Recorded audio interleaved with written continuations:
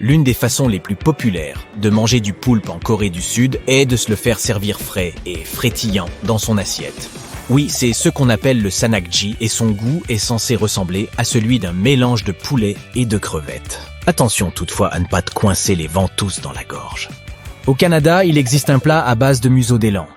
Il est cuit à feu doux jusqu'à ce qu'il soit tendre, puis servi avec une délicieuse sauce. Certains disent qu'il a le goût du bœuf. D'autres le trouvent trop faisandé, mais il est considéré comme un mets délicat dans certaines régions du pays. Si tu passes dans le nord, essaye-le donc. Ah, il peut aussi être mis en gelée. Dans les régions nordiques, il est assez courant de manger ce type de viande.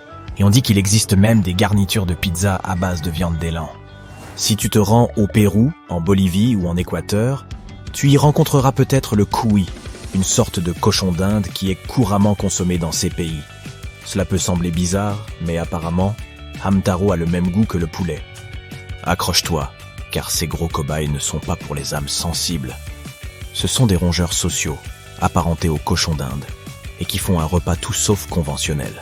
La Norvège a son propre plat unique appelé le lutefisk.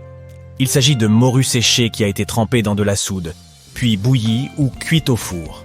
Ce mets est généralement servi avec des pommes de terre, de la sauce et de la crème aigre. Mais attention, il a un fort goût de poisson que certaines personnes trouvent rebutant. As-tu déjà entendu parler des vers à soie utilisés pour fabriquer, de la soie? À vrai dire, il s'avère qu'ils sont aussi très savoureux. Ils sont souvent frits dans une pâte à tempura légère et servis avec une sauce aigre douce accompagnée de riz.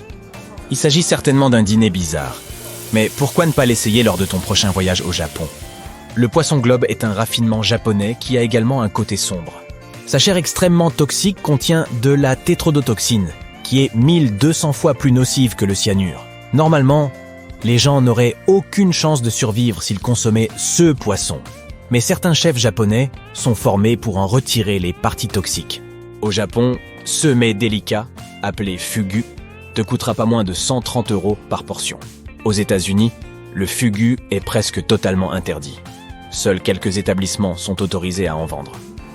Ce fromage pourri italien est totalement interdit outre-Atlantique. Mais il est en fait très populaire dans sa contrée d'origine. La Sardaigne. Si tu te sens courageux et affamé, tu devrais absolument l'essayer. Ce fromage est fabriqué à partir de lait de brebis que l'on laisse reposer avec des mouches spéciales pendant 40 jours. Ces mouches pondent dans le fromage des œufs qui éclosent et se transforment en asticots vivants. Ces petites bêtes aident à décomposer le fromage et donnent au katsumarzu sa texture unique et sa saveur épicée. Malheureusement, de nombreux pays rechignent à l'importer pour des raisons sanitaires. Mais si tu passes par l'Italie, n'hésite pas à le goûter. Oublie maintenant le katsumarzu doux et crémeux et qui ne te met certainement pas l'eau à la bouche. Laisse-moi plutôt te parler du churpi, le fromage le plus dur au monde. Il est fabriqué à partir de lait, comme n'importe quel autre fromage. Mais il a un secret particulier. Il peut rester frais pendant 20 ans. Les vaches dont le lait sert à fabriquer ce fromage sont le fruit du croisement improbable entre des vaches et des yaks, et elles se nourrissent de toutes sortes d'herbes de montagne. Ainsi, lorsque tu goûtes à ce fromage, tu sais qu'il s'agit là d'une saveur unique que tu ne trouveras nulle part ailleurs. Imagine un peu, tu te promènes dans les rues des Philippines, et tu tombes sur un plat bizarre appelé balut. C'est un peu la version locale d'une boisson protéinée, sauf qu'il s'agit d'un œuf de canard fécondé qui a été bouilli pour être mangé entier. Oui, tu as bien entendu, un œuf entier, y compris le petit caneton qui se trouve à l'intérieur. Quoique cela puisse sembler révoltant, il s'agit d'une source bon marché de protéines et de calcium. Tu ne te ruineras donc pas en l'essayant. Apparemment, les Chinois l'ont introduit aux Philippines il y a bien longtemps, et il est resté depuis un aliment de base de la culture philippine. Mais au fur et à mesure que la réputation de cet encas bizarre s'est répandue, les gens ont commencé à s'interroger sur l'éthique de sa consommation. Les requins du Groenland n'ont pas vraiment de robinet pour faire pipi, de sorte que toutes leurs déjections dégoûtantes s'infiltrent à travers leur peau et leur chair. Et cela signifie qu'elle est carrément toxique. Mais attends, en Islande, on se nourrit toujours de håkartöl. C'est de la viande de requin qui a été suspendue pour sécher pendant 4 à 5 mois. Et laisse-moi te dire que tu te retrouves alors avec un poisson puant et gélatineux, qui sent l'ammoniac et qui ressemble à du pain détrempé. Exquis, n'est-ce pas? Si tu vivais en Amérique, il ne serait pas improbable que tu n'aies jamais entendu parler du haggis. car il y est interdit depuis près de 50 ans. Ce mets écossais se compose de toutes les bonnes parties du mouton, autrement dit les abats, mélangés à des flocons d'avoine, des oignons et accompagnés d'un bouillon. Ça a l'air délicieux, non? Oh, et ai-je mentionné que c'est épicé? Miam! Mais attends, ce n'est pas tout. Si tu voyages à l'étranger et que tu déambules dans un supermarché, tu remarqueras peut-être un cruel manque de lait cru. C'est parce qu'il est interdit dans un certain nombre de pays, dont l'Écosse d'ailleurs. Mais devine ce qui n'est pas interdit en Écosse? Eh bien, le haggis pardy. Ainsi, alors que certains peuvent savourer un bon verre de lait cru, d'autres n'auront jamais l'occasion de goûter à ce fameux pudding écossais. Parfois, la vie est vraiment trop injuste. Tu sais ce qu'on dit, certaines choses s'améliorent avec le temps. À Bangkok, en Thaïlande, un bistrot a porté ce dicton à un tout autre niveau. Il sert la même soupe au bœuf et aux nouilles depuis près de 50 ans. Tu as bien entendu, près d'un demi-siècle. Le bouillon mijote depuis si longtemps qu'il est pratiquement devenu un organisme à part entière. Et il ne le jette jamais. Non, il le garde toute la nuit et l'utilise pour la soupe du lendemain. Le propriétaire du bistrot tient néanmoins à dissiper une idée reçue. Beaucoup de gens pensent qu'on ne nettoie pas la marmite, mais ils le font tous les soirs.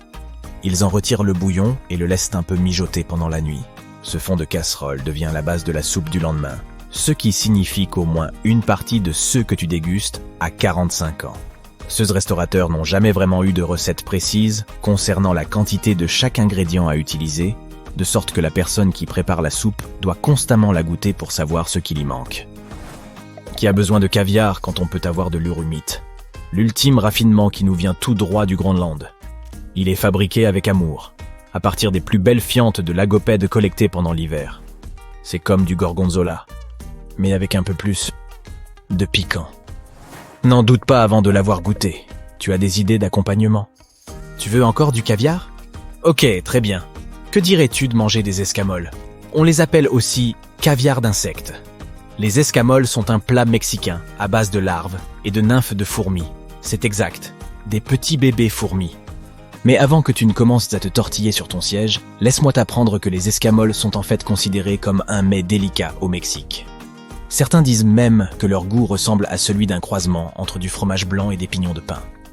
Mais soyons pragmatiques, si tu en es à manger des larves de fourmis, autant te convaincre qu'elles sont délicieuses, n'est-ce pas? Au Mexique, on ne gaspille pas non plus les grains de maïs noircis. Non, on les transforme en un plat raffiné que l'on appelle huitlacoche. C'est l'équivalent chez les moisissures d'un sac à main de marque, terreux et boisé, avec un soupçon de « je suis trop cool pour du maïs normal ». Et qui n'aime pas un peu de champignons avec son repas? C'est comme la moisissure sur ton fromage préféré, mais avec une touche mexicaine.